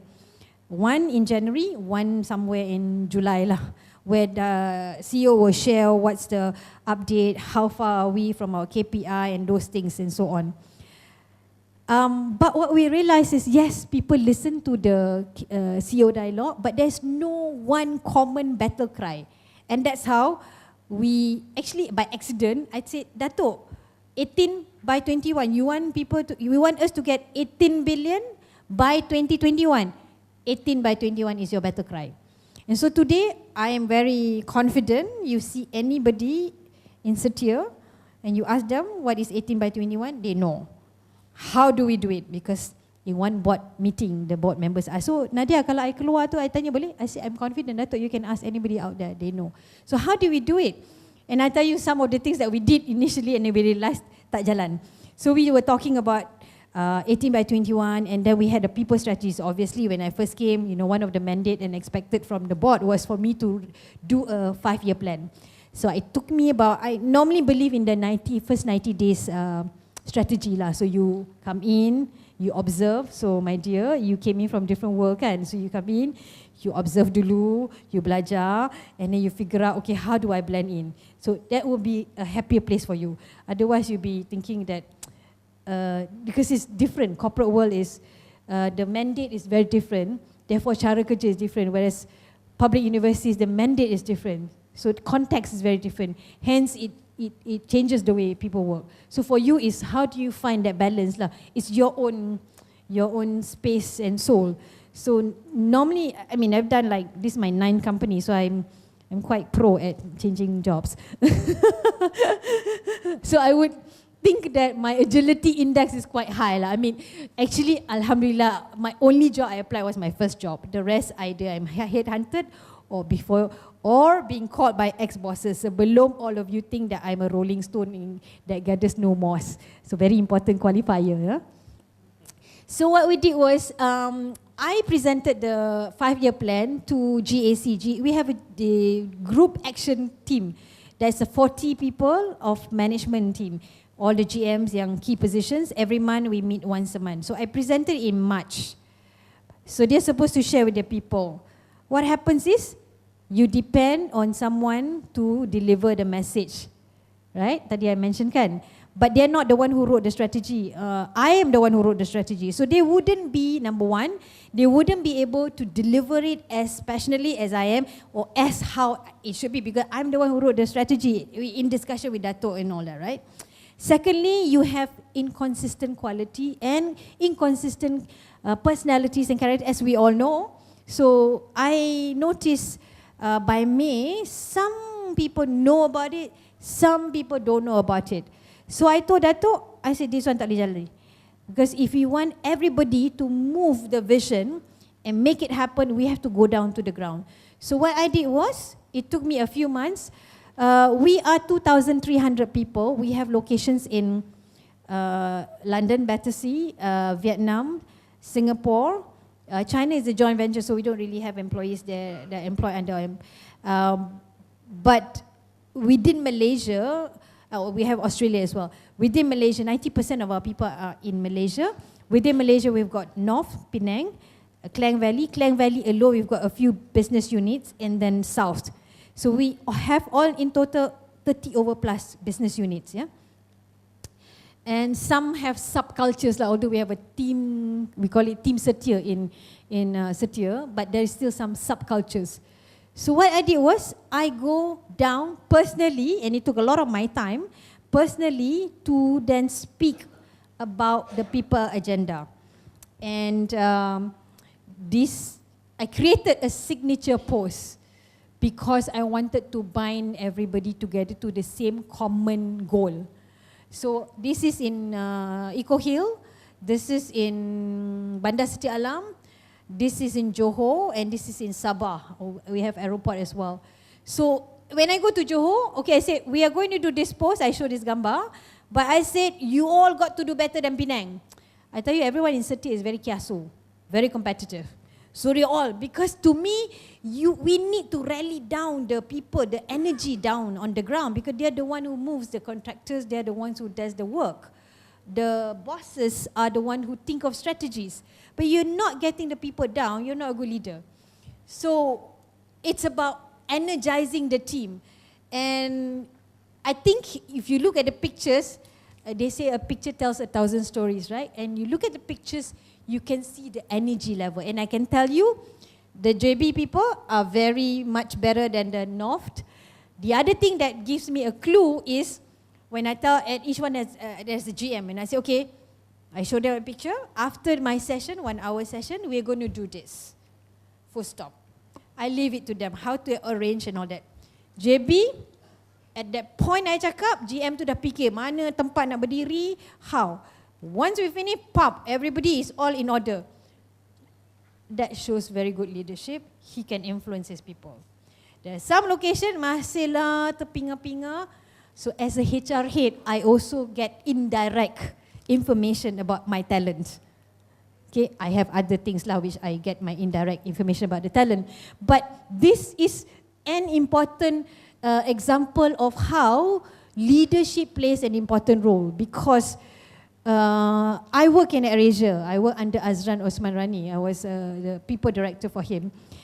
So we're under AirAsia X. We're quite separate from AirAsia Berhad. So I don't really work directly with Tony Fernandez.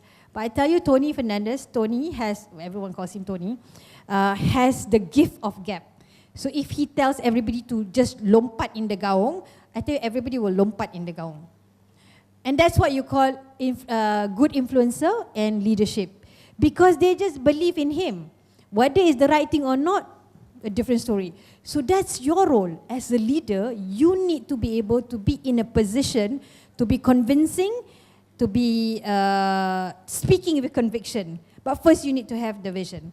So one, of course, among other things that we do, this is the first slide of my People series. It's a 1 hour session and everybody attends, including the tea lady. So kalau I talk with, I look at the audience, I will speak their language. Kalau I have site contractors and all that, I'll speak more Malay. Sebab tak ada gunanya kalau I cakap, dia tak faham. So actually, Alhamdulillah, I've got some good feedback and they will tell me, one of them say, Puan Nadia, for the first time, we are hearing the strategies from the government, from the company, and we are hearing what you're doing in HR. And for the first time, ada orang yang cakap bahasa Melayu sebab sebelum ni orang cakap orang putih je, kita pun tak faham pun langsung. So speaking the language of your team is very important. So you need, I think you have that issue, right? Team management. First, understand your team. You need to understand.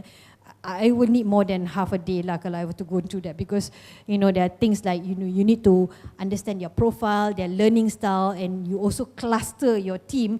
Who are your A players, your B players, your C players, and how do you lead your A players will be very different from your B players and your C players. In a team, you must have A, B, C. You tak boleh ada semua Ronaldo, because you need some backbones as well. Because if you have all your A players, of course it's high performing team, and you have all A players, highly confident, that means they're alpha talent, highly confident, highly marketable, you might lose all of them. So you need to be smart, you need to have some, we call it in the corporate world, asset or backbone. They are okay, they are good in what they do, but they're not very ambitious. They won't move. Your C player kalau boleh, kurang. Because they are your detractors. So many times, we spend too much time with our C players sebab we are trying to help them. I think the new thinking is you should spend time with your A players, appropriate time with your C players. Maknanya you betulkan the gap, but if they're not moving, don't waste time because they're not contributing to your team. They're just taking too much of your time. So being a leader, you got to be tough. And all of you here are talent. I understand from Prof. It's me, you all are talent in the university world, right? So you've got to be tough, you've got to be smart in that. Unfortunately, so I was saying this is the first slide. The other thing is WIFM. What's in it for me? We're all human beings, right? So the first slide I show them when I talk about People series, because you duduk situ, dia dengar, oh ni strategi tu, what is it for me? So in Setia, we give free shares to everybody, including tea lady pun dapat free share. Tapi depending on your corporate ranking, the allocation tu lain-lain lah. Okay, free share maknanya is grant. In fact, we just granted last week. I was in NRC to get it approved. Thursday, everyone gets an email. Please look at your account. This is the number of unit that's been granted to you. Kalau you rasa you nak guna duit, pergi ambil share tu, jual. It's not ESOS. ESOS you kena beli and jual. So ESOS only top management dapat because the bosses says top management is supposed to have more money lah. So you need to go and get money by. To me, I said, it's not really encouraging lah. Kalau you give me a price that is under the water, I don't make money anyway. So I can share with you the last NRC because I always have to present. And Dato' Ahmad say, Nadia, you have to then monitor and analyze, is that the right retention tool? Because we use it as a retention tool and attraction for talent. So we're now analyzing it, whether it is the right one or not. Because to be honest, some people don't believe it. Because if they get a good offer, they'll still go. So the whole idea of having that is to, so you need to know what makes your people tick. Now one of the other issues is somebody says self-motivation kan. So first of all, you got to start with yourself lah. Yeah? So I show them here, this was last year when the first session I had was probably in May. At that point, our share price was 3.56, it was actually quite good. Now it's just gone down to about 2.997, I think. Analysts are now looking at, okay, how well have we integrated IMP? So normal lah, when you have integration, you know, there's a bit of a drop sometimes. At one point, early part of this year, we were at 4.43. So what we said to them is, okay, this is your share price, 3.56. Everybody dapat share. If we can double up market cap, generally your share price would also double up. So I say if you take the calculator, you know what's your allocation. If we can double up and you do it, your role, in your own role, you kira lah, if the shares is $6, how much money you're making. So what's in it for me is very important. You've got to identify. Somebody was asking, how do I manage my team? You've got to identify what is it that drives them. What is their motivation? And bring an iconic language. So this is the iconic language, 18/21, this is the Ferrari. So everybody, now when I go and see them, 18/21, they say, yeah, Puan Nadia, I remember that Ferrari. Because this is one example, I said, next slide. I say all of us, actually gambar ni salah, it should be the other way around. All of us, and I say this to every session, every one of us will play a different role. So if I'm, like for example, I'm the driver for my group HR team, but I'm also a crew, pit stop crew to my boss. At the top management, I'm a pit stop crew. My boss, who is the CEO, is my coach. But at the same time, he's also is a driver. So at any point of time, everyone is playing double role. But each of us must know our specific role, because if we don't know, then we wouldn't be able to deliver. So here, when I speak, I said, okay, if the driver, that means your head of department, they must have competency, stamina, focus and clarity. Because nobody wants to work for a head of department or a leader who doesn't know, have a clue of where to go, who doesn't have the right competencies. Tu yang dia kata jadi dapat kerja tu sebab bodek, but don't know. So you lose credibility. And then as a pit stop crew, they must know exactly what they're supposed to do. Clear job description, because the fastest, if I can remember correctly, the fastest change is about, I think, 1.58 seconds or something like that. Because you know, you've seen this, right? The car comes in, the guy who changes the tire knows exactly what to do. So if everyone knows exactly what to do, you don't need to monitor them. I think there was someone here, right? You need, I think this professor said, you need to monitor your team, kan? So it's either they're not clear about what they are supposed to do, or they're not motivated, or something is wrong somewhere lah. So that you need to identify. Interesting, when I did this, normally when I ask, ada soalan tak? People will not ask me. And this is compulsory, so every level, right? So one of the session, I think my third session in HQ, at the end of the session, there's this guy called Tuan Haji Karim. Dia dah kerja lama in Setia, about 30 years I think in Setia. He is the finance executive who does claims for everybody. So he comes and say, Puan Nadia, because example yang I bagi, I kata, do we know why, you know the mak rempit, right? Actually they don't have a Harley or a BM bike kan. Dia motor kapcai saja, right? But why do you think they can run fast? Why? They huh? Why? They modify the engine. Lagi? That's true, they modify the engine. And some of them say they're hati kering because they're not scared. Passion drives, you're not scared, right? So we said that you can have the best car and everything else, tetapi this Tuan Haji Karim ni telling me lah, Puan Nadia, you tertinggal satu.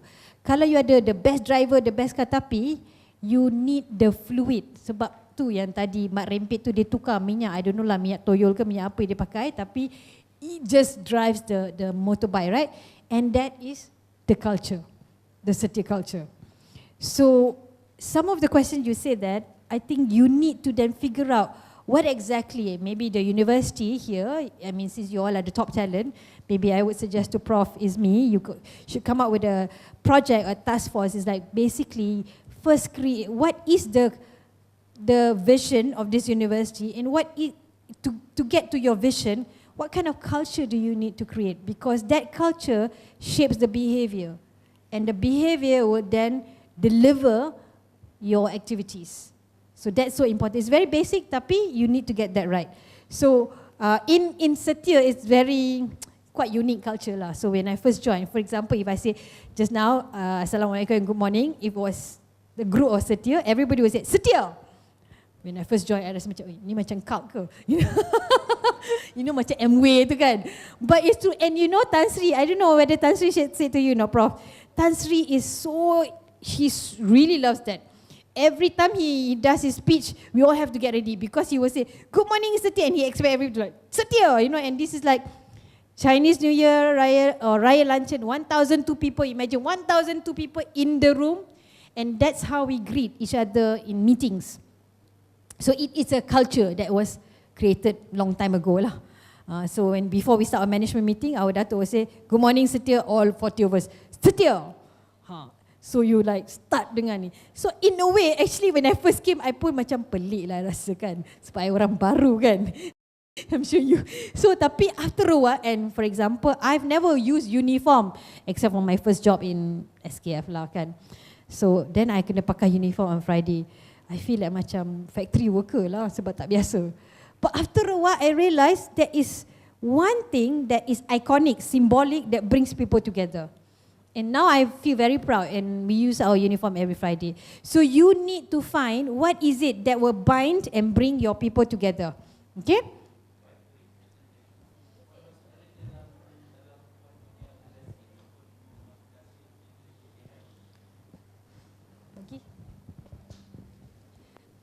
Kita bagi 5 minit, itu kita tea break ya.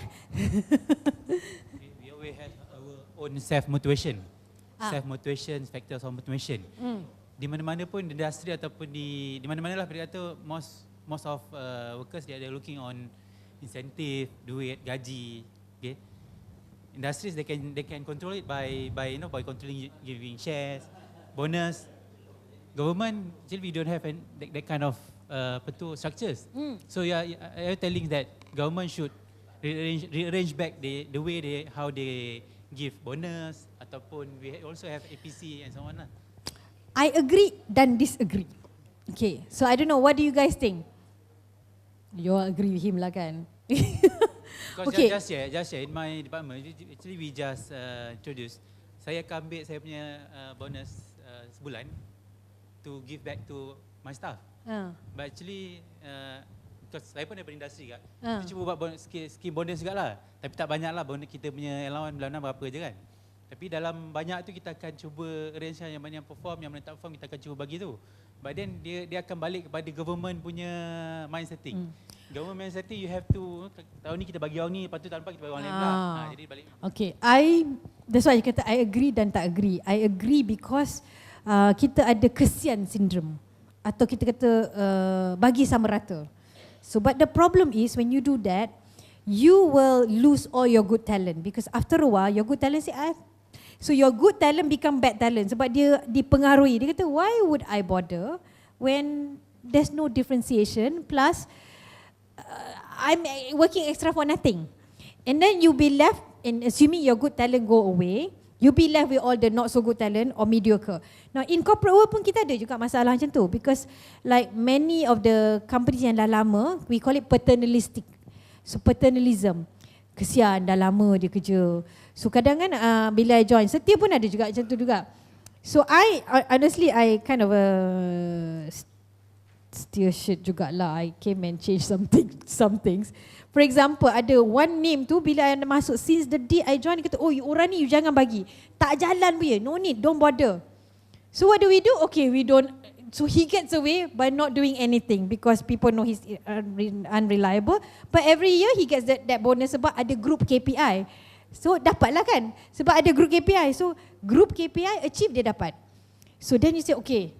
And then what happens is orang yang bagus tu sebab reliable tu dia akan dapat banyak lagi kerja. What happens? Familiar kan? So I am known to be one of the person who like to challenge things lah. And anyway, it was clear in my interview right up front, there was a mandate for transformation. So every month, I will present the staff turnover rate, attrition rate. So dulu they never show this. So now, well, since last year I show 38 BU, siapa yang paling tinggi, siapa yang paling rendah. So transparency. So what do you think happens? If you are on the GM, you don't want to be seen up there kan? But my intention bukan nak malukan orang, bukan. Tapi I think sometimes we need to be tough. If not, things won't move. So when I started doing it, of course I will make sure that I explain and all that. And my job is to help them. But slowly, those yang banyak sangat resignation tu, dia akan rasa macam alamak. So dia do something, kau tak ada dulu, alah you know lah, people come and go. And then I got one GM who tells me, you know Nadia, nobody lives setia. If I tell you how much bonus we get, you will mata terkeluar. Average 6 months, we can get 8 months to 12 months. Okay? Yeah. So I pun like macam bila I datang pun je. And then minimum maybe 3 months. Okay, this year I think it's going to be challenging. Ada dugaan besar, maybe turun lah kan. But still I think it's still much better than many other industries. But those not performing masih lagi dapat 4 bulan. So why bother? Tak apalah, kita pedal slowly. Okay, la cari mushroom in the garden, I still get. And then I got my friend who, you know, work harder, maybe she'll get 1 month extra. So that courage and the tough conversation has to come in. Now your challenge is a government, is a full structure, you tak ada control. Sebab nanti kata Puan Nadia ni cakap senang je kan. So what you need to do is like our prof here, you need to speak up. You need to challenge, you need to continue to challenge the system. I know it's tough, but you need to continue to challenge the system. So yesterday, it was interesting, YB Hana, she was talking about, because obviously she says she is, all I say ni boleh cerita lah sebab dah keluar dalam press anyway. Because she said she's a young mother, she's 38 years old. Of course the audience ramai perempuan lah kan, and she's got 2 kids ke, I think so. And since she came into this position, anak dia kata, Mama, why don't you just quit lah, because we don't like it, we don't have time with you. So then the husband said, we don't quit in life when things get tough. So it's about childbearing. But we need to ensure that you have the right environment. You cannot be like that because then you continue to have that. You have problems with your kids and so on. So she was saying, you know, so she then asked, she's from DAP and of course she's part of government now. She then asked YB Lim Guan In, so when do we rest? So apparently she said, YB Lim Guan In say, we don't rest, I don't rest, I work 7 days. Anak dia dah besar lah kot agaknya. And then she said, the next day tu I saw Tun Mahathir saying in the press, I wish I have 36 hours in a day. And she's like, oh my God, you know? Okay. So then she was saying a few things, and at the same front row tu, there was the not Deputy KSU, I can't remember, of Ministry of Human Resource was there, Dato Amar or something like that. And then after a while, she said, am I supposed to say all this? You know. So I think what I'm saying is that sometimes you need to challenge, and you all are in the position to challenge. Okay, because you need to. So when I came in, I see myself as someone who needs to bring, because to me kalau I don't add value, I'm not doing anything, I'm just a passenger lah kan. So there are few things that I challenge and I can get very unpopular. But if you, okay, all of us are Muslim, I mean not maybe one, two. In Islam we always say niat tu, nawaitu must be right kan. So to me I'm conscious of it, nawaitu tu betul. You know that you can go back home and sleep well and that you're doing the right thing. I give you one contoh. We have, okay, to manage our salary. So we have, the last few years we have this practice. Kalau gaji you over a certain mark, your increment is capped. Maknanya you boleh dapat 4% aja. Katalah the general guideline is 6 or 7. If you gaji you over that mark, lebih daripada itu, semua orang you dapat 4 atau kurang. And so when I came in, of course all the other GM said, Nadia, you have to go and talk to Dato', this is not right. Semua tak happy tapi tak berani nak cakap. Okay, so then I said, okay, of course after years of experience, I said, okay, let me look at it. So for me, I always say, you know, Stephen Covey, seek to understand first before I nak pandai-pandai kan. Walaupun I have all this industry experience lah and all that. So I asked my Dato' CEO, who's been there for the last 26 years. I said, Dato', can I understand why you do this? And then dia cerita lah. Sebab bosses ni kalau you pandai cakap, nanti dia kata you patronizing kan. So you kena tanya. So some of you have the issue of handling senior people. So is the cara. Okay, handling senior people. Senior people ni, the reason why they're senior because they feel they've earned that lah. Whether we like it or not, it's true. So if you are managing someone like that, you need to figure out how to figure out the ways how to make them feel important. On top of it, we mustn't forget that I don't want to generalize, but we are Asians. So Asians have got different culture, budaya lain. So no matter how we go, how far we go, how westernized, how open, dasarnya kita adalah Asian. Kita ada budaya Asian, which is respect of the older and all that. So what I've learned is, through my frustration, I have mentor. And I hope, I don't know, in their program, do they have mentor? Are they assigned mentor? Okay, maybe that's something that you want to think about because I think mentoring is very important. Even in my level, I have a few mentors. So when I'm jam up, my mentor, okay, in Setia we don't have, at my level we don't have formal mentoring yet. But in my other companies, for example, I have a mentor based in London or whatever. But personally, I have mentor outside. So someone who's senior who will be able to give you a knock on your head and you feel, okay, you know, you can go and say, did I do wrong? And I personally mentor a few people. So I'm in a few programs that I mentor HR managers, I mentored this lean-in program, these young people and so. Because I think mentoring is very powerful because you don't have all the answer, but when you can talk to somebody, it gives you some ideas of how to do it. So tadi contohnya, when I first moved in, like you, I worked for 22 years in multinational. And multinational are very open, very transparent. You can speak up more than local company. That's the reality. And it's not because local company is not open, tapi cara dia lain. Because you know multinational is worldwide, global. So in multinational, if you are not speaking up, you're not a good talent. So I always tell the Malaysian, speak up. If not, you're not going to be a good talent. Nanti bila pergi talent calibration, they say, oh, you know, this fellow is very quiet. Padahal dia lebih terror daripada Mak Saleh tu. But that's the reality. But in a local company where you have that hierarchy still, cara dia tu lain. So when I came in tu, I terjam jugalah a few times kan. Kadang-kadang terlupa sebab I'm like aggressively going. But you know, I have my mentor and I say, oi, how do I do it? Then the thing that gets in my head is cara dia because my mentor says how you do it. So for those who have that issue, you might want to think about that lah. The how to make them feel important. So now what I do is, instead of telling, because in the multinational world, if I'm a HR head, I'm supposed to be a trusted advisor. I'm expected to advise the CEO. So 22 years I'm used to running on that mode.